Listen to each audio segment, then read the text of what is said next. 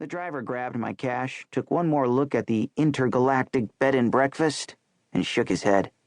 "Lots of luck, kid," he said before slamming the door and driving away. I stared at Grandma's place and snorted. There had already been lots of luck for me since school let out for the summer last week. It had all been bad luck. I thought this was going to be the first summer that I actually got to stay home.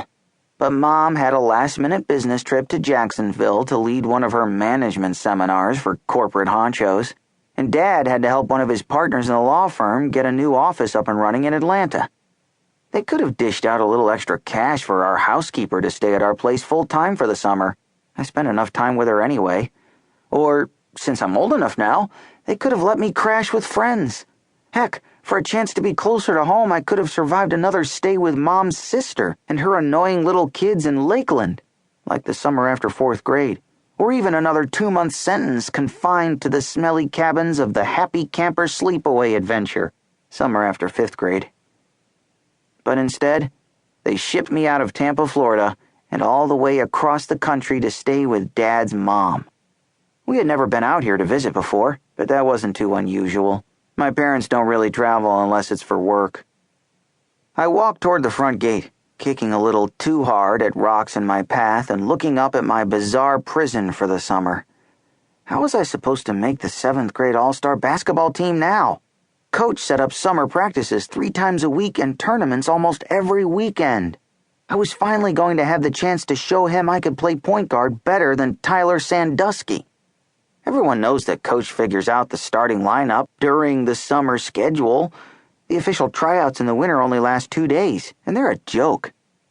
Now Tyler would win our bet on which one of us will be in the starting 5, and I'd have to fork over a month's allowance.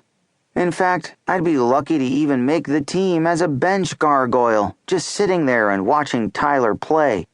More likely, I'd be back on the intramural squad, playing with the other rejects who didn't make the real team, while Tyler traveled all over Hillsborough County with the All-Stars, competing against the other middle schools. Some of those bigger schools even have cheerleaders. Not that it would make much difference to Mom or Dad, since they're usually too busy to come to my games. They barely looked up from their suitcases as I pled my case for being able to stay home and play ball this summer. Maybe even start lifting some weights. I doubted that a fully equipped weight room was on the amenity list for an intergalactic bed and breakfast. Success is a byproduct of a well-trained mind. The body is much less important, my mom had said, neatly folding the 4th navy blue business suit to go in her luggage. Set goals and then envision incremental steps for success each day to achieve your objective. Nice advice, Mom. That was probably line 4, paragraph 3B of her corporate training seminar brochure, and somehow I don't think Coach had read that one. Dad's response was about as helpful. He just cleared his throat and said that some things were more important than sports. So I supposed I might as well forget about hoops and join the Sci-Fi Fantasy Club. There were no tryouts for that one, just a willingness to give up any hope of appearing normal and fitting in at school. Those guys... And I do mean guys. No cheerleader would be caught dead, alive, or zombie at one of their events. Dressed up in costumes and ran around with foam swords and plastic laser guns. In public. They even learned to speak languages that didn't exist, like Klingon or Elvish. I have enough trouble with Intro to Spanish. Sure, they looked like they were having fun, but was it worth making such geeks of themselves?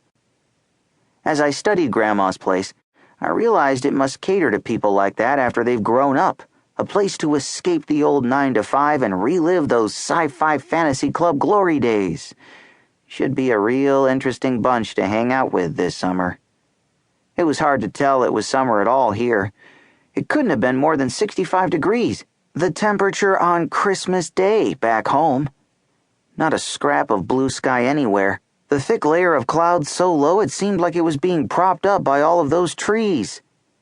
A sheriff's car cruised down the street, and the driver stared at me as he passed. A wide-brimmed hat cast a shadow over his round face, partially obscuring his frown and bushy mustache. A toothpick jutted out the side of his mouth. His gaze stayed fixed on me as he drove.